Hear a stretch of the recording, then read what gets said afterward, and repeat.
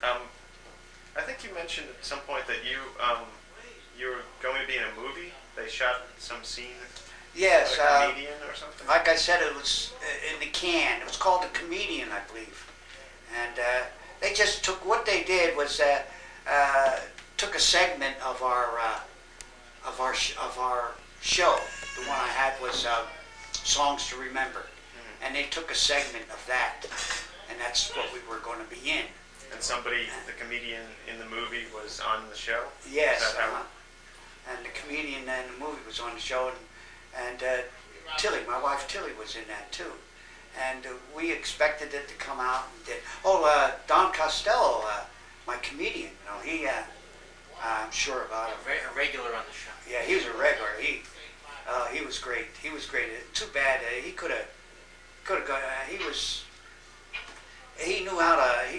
He knew his timing and everything, And a lot of times when we did our shows, I would put all the material together.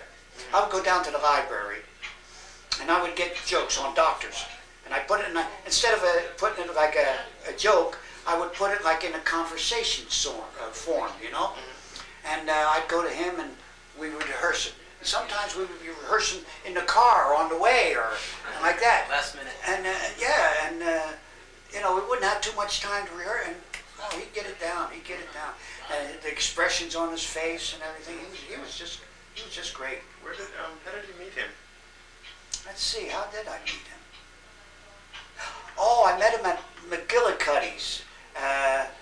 My wife and I were there. We were having a couple drinks. I don't drink now, but we were having a couple drinks, and Jerry King was there, and he called up this fella, Don Costello, and he did his act, and that's when I had Songs to Remember, and I called him over. I says, "Hey Don," I like your little skit there.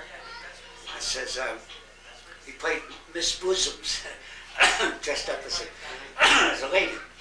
And I says, how'd you like to be on the show, So, I don't know if you saw the first show of Don Costello when we were interviewing him and all. Yeah, well, that's the first time he was on the show. And from there on, I says, well, when I changed my new format and got Stairway To Stardom, I says, hey, why don't we do a little skit in the beginning of the show? I'll be singing a number and he'd come up, hey, I'm trying to do a show here, and so forth and so on, And you remember some of the jokes, I'm sure. Remember the one where he came out and he's over there. Hey, what are you doing here? He says, I dropped a quarter. I said, well, here, let me help you look for it. I says, whereabouts did you drop it? He says, out in the parking lot, I said, well, wait a minute. I said, if you dropped a quarter out in the parking lot, how come you're looking for it here? He said, the light is much brighter here, stuff like that. Well, I put all those things together, and he just picked them up so much. Yeah, it went very smoothly. Yeah. Your favorite song, what would that be? My favorite song is, I can't think of it. My favorite song is, Baby, what's our favorite song? I only have eyes for you. Right. There it is. Are the stars out tonight? Sing, baby. I don't know if it's cloudy or bright. Do you have a favorite entertainer, somebody that's your biggest influence? And this goes way back. I know you've never heard of Russ Colombo, but he was a little bit before Bing Crosby. Russ Heard Colombo. the name, Yeah, Russ Colombo. In fact, he was the first one I heard go boo boo boo boo. Oh, I could tell you a little story about Russ Colombo. They were going to make a movie of him, not a movie, a stage show of him called The Golden Voice. That's what they called him, The Golden Voice of Russ Colombo. He's the one that wrote Prisoner of Love. You heard of Prisoner of Love? How long from night to night to find me? 2 weeks to break the chains that bind. Well, he wrote that, him and Leo Robin.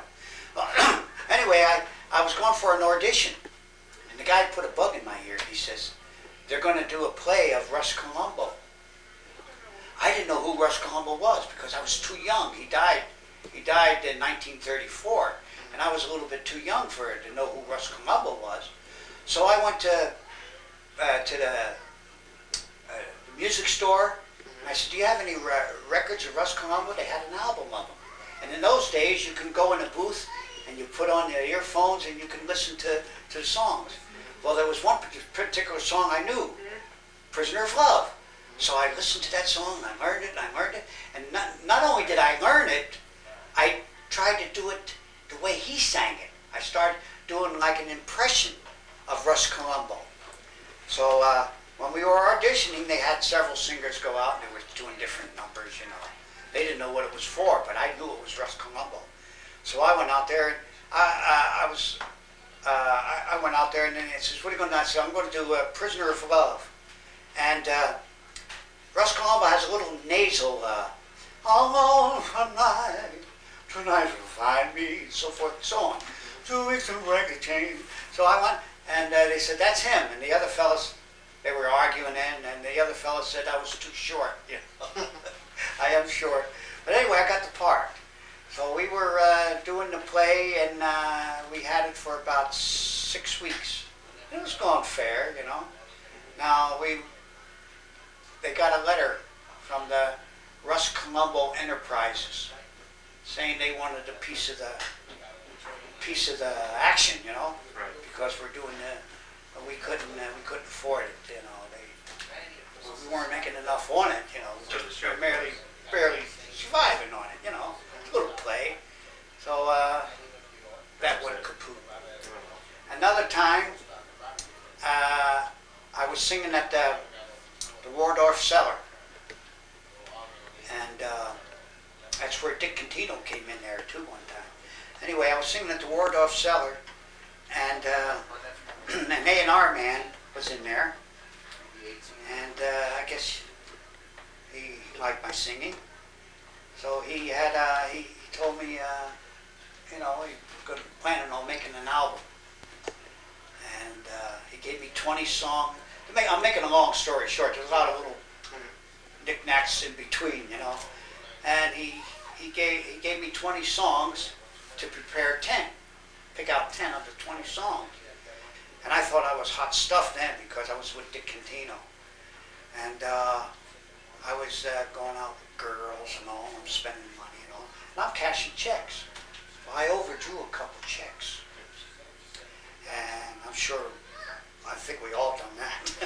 Anyway, this Saturday we're going to get ready to sign, following Saturday, get ready to sign a contract for me to make the album.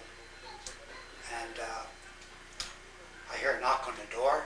And they say, "We're from Sheriff Biscaloo's office." I'll never forget that name. Now that's a name I won't forget. Sheriff Biscaloo. And I said, I thought it was the I&R man, you know.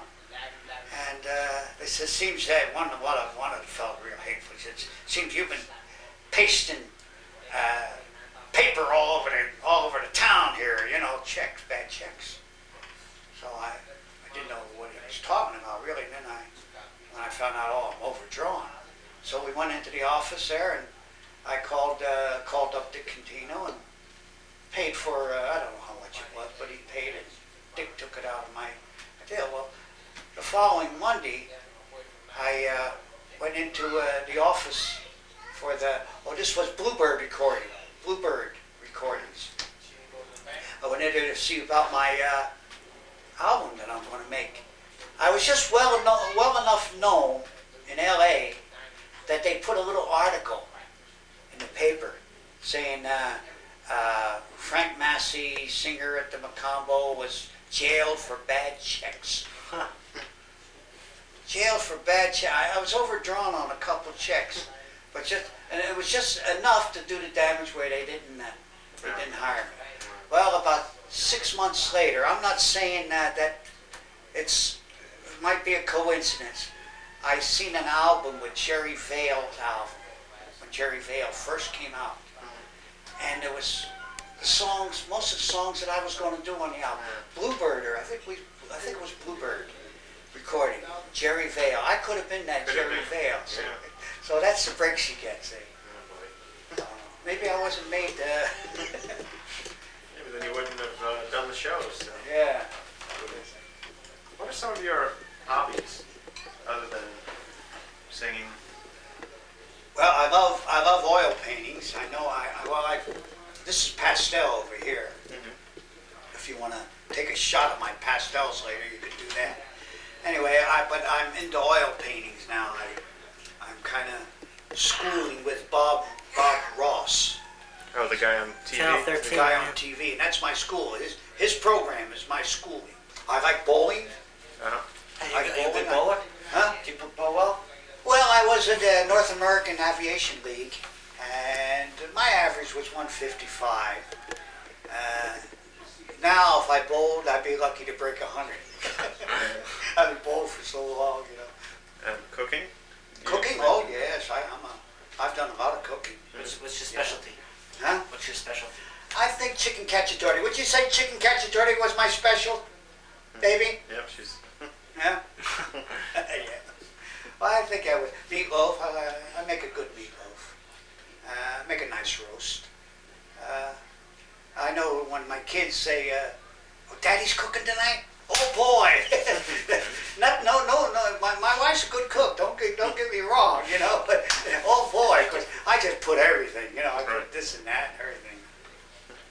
We had our own place in Denver, Colorado for 5 years. A restaurant? Yeah. You and Tillie? Yeah. And What was it called? What was the name? called the DeVille. Mm-hmm. The DeVille. It's right there. It was a nice area too. It was right there on East Colfax. And we had it for 5 years. And well, when we first got the place, it was a dead horse. Everybody told us, no, you'll never make it. And when we looked at the restaurant, we could see why it was filthy. We took 2 weeks, at least 2 weeks, to paint it, clean it up and all. We put a big sign under new management. And the first couple weeks, or more than a couple weeks, I mean, looked like we weren't going to make it. About, I'd say, 6 months went by and we were just barely hanging on. So I was putting 2 specials each day. And on Tuesdays, speaking of chicken cacciatore, I think that's what made it for us. The chicken cacciatore? Yeah, I put a special on chicken cacciatore and something else, you know, maybe baked beans or something. Chicken cacciatore. And every Tuesday I would put that Italian meal. One week I would have spaghetti and meatballs or sausage and meatball and chicken cacciatore. And I noticed the place got crowded, and every Tuesday we got more business on Tuesday than anything, you know. And pretty soon we seen them lining outside, waiting to come in, and we were doing real well. You were the chef there then? Yeah, I was a chef, and Tillie was helping me out with the register and waiting on people, and we had a waitress too, and we had dishwasher and. Did you ever think of putting a show on, music there or anything like that? No. No, I never did. No, I was doing. I did. This was before we had the restaurant. I was doing show wagon. We toured around the country, around the area, not so much around.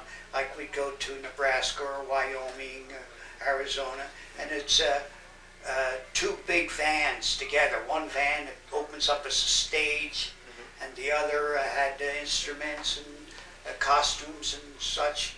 And we go, like say we're going to Omaha, Nebraska, and we go to a park, and we have this van open up as a stage, and I would do singing, and somebody would do guitar play or whatever, you know, different acts, dancers. And we used to get write-ups. I had a write-up with my name in the paper, over 5,000 in Denver, Colorado, you know, watching show wagon. And then then after that we got our restaurant. And after 5 years we made about 500% profit because, you know, we built it up. And I came here to make the record. Really?